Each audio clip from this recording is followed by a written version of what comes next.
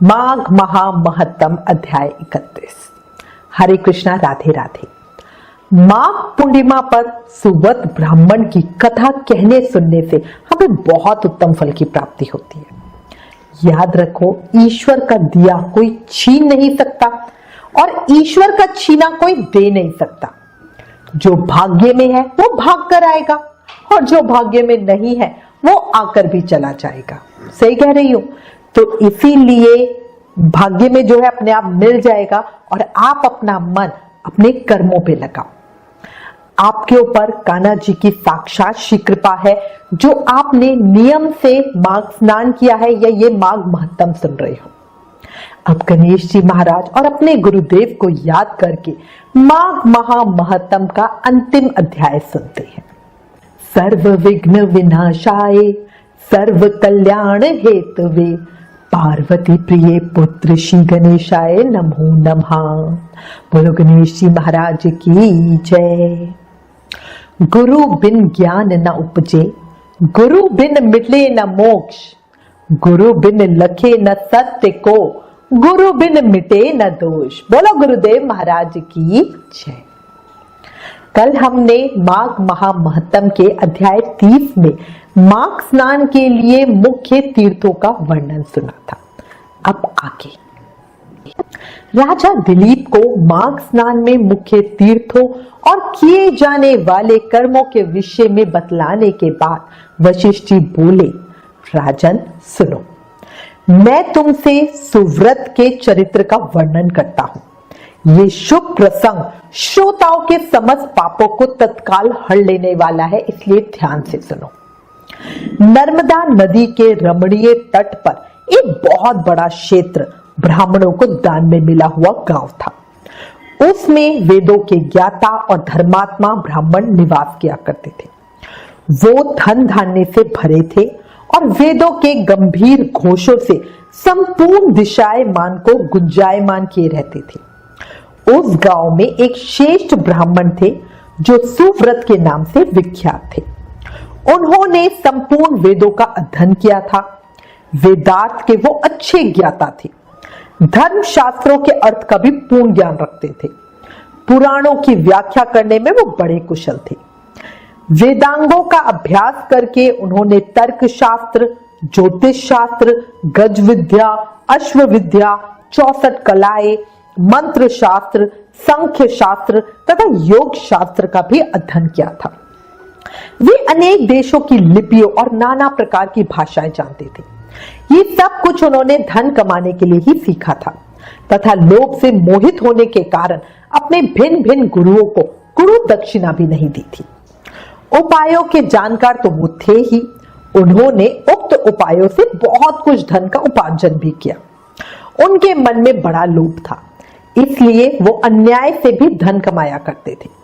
जो वस्तुएं बेचने के योग्य नहीं थी उनको भी बेचते और जंगल की वस्तुओं का भी विक्रय किया करते थे। उन्होंने चंडाल आदि से भी दान लिया, कन्याएं बेची तथा गौ, तिल, चावल, रस और तेल का भी विक्रय किया।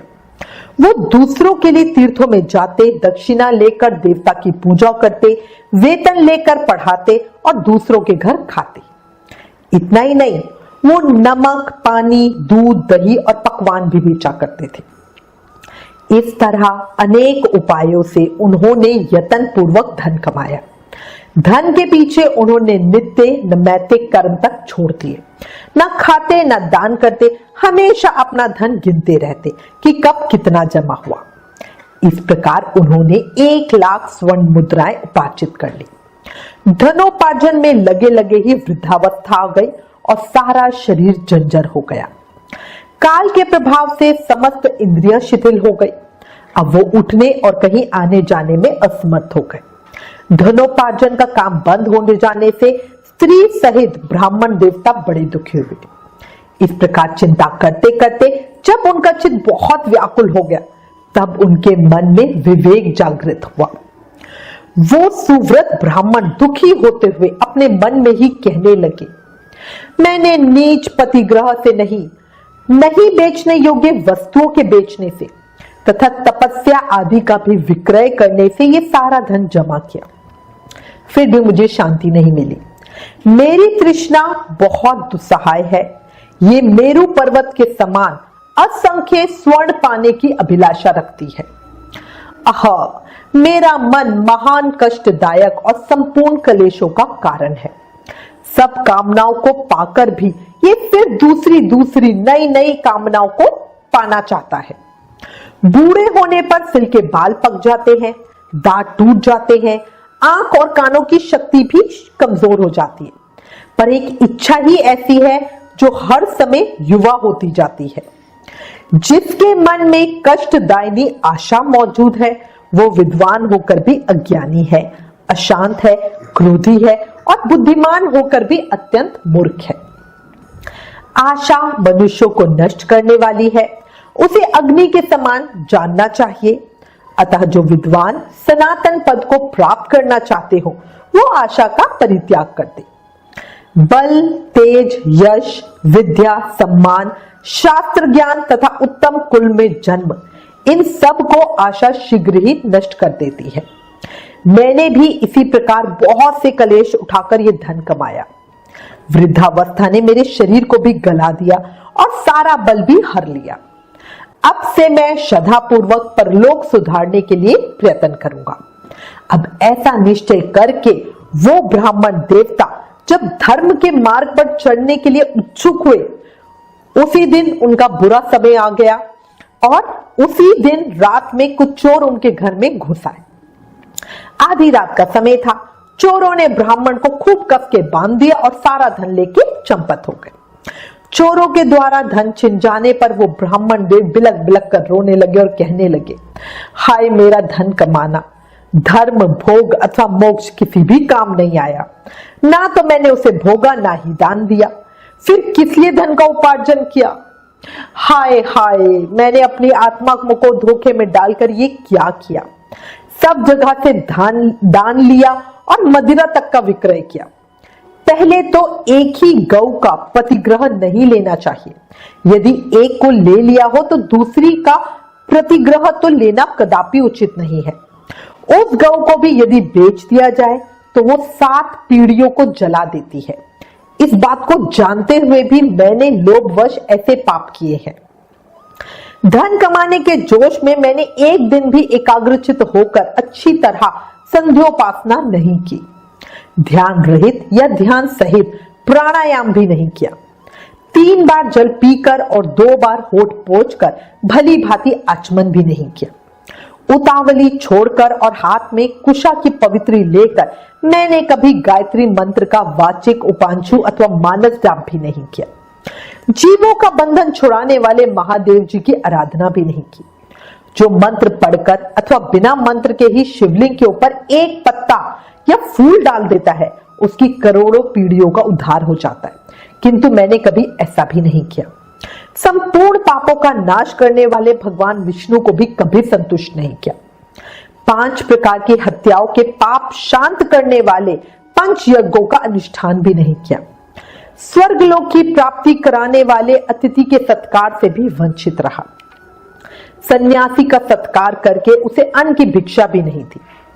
ब्रह्मचारी को विधि पूर्वक अतिथि के योग्य भोजन नहीं दिया। मैंने ब्राह्मणों को भांति भांति के सुंदर और महीन वस्त्र अर्पण नहीं किए। सब पापों का नाश करने के लिए प्रज्वलित अग्नि में घी से भीगे हुए मंत्र पूत तिलों का हवन नहीं किया। किसी भी पवित्र पावन मंत्र का जाप नहीं किया। पीपल के वृक्ष की पूजा नहीं की।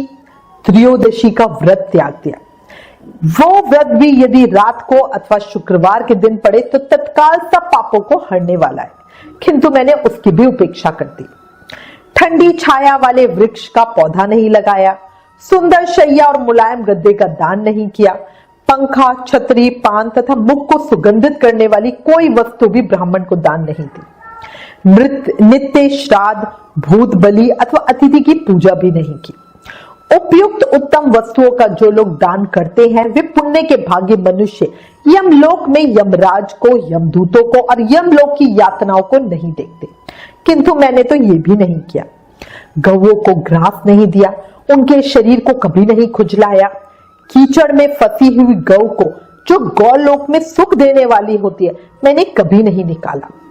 याचकों को उनकी मुंह मांगी वस्तुएं देके कभी संतुष्ट नहीं किया। भगवान विष्णु की पूजा के लिए कभी तुलसी का वृक्ष नहीं लगाया, शालिग्राम शिला के चरणामृत को भी नहीं पिया, एकादशी उपवास नहीं किया, शिव लोक प्रदान करने वाली शिवरात्रि का भी व्रत नहीं किया। वेद, शास्त्र, धन, स्त्री, पुत्र, खेत और अटारी आदि वस्तुएं इस लोक से जाते समय मेरे साथ नहीं जाएंगी। अब तो मैं असमर्थ हो गया हूं, कोई व्यापार भी नहीं कर सकता, क्या करूं, कहां जाऊं। हाय, मुझ पर तो बड़ा भारी कष्ट आ गया है, मेरे पास परलोक का राह खर्च भी नहीं है।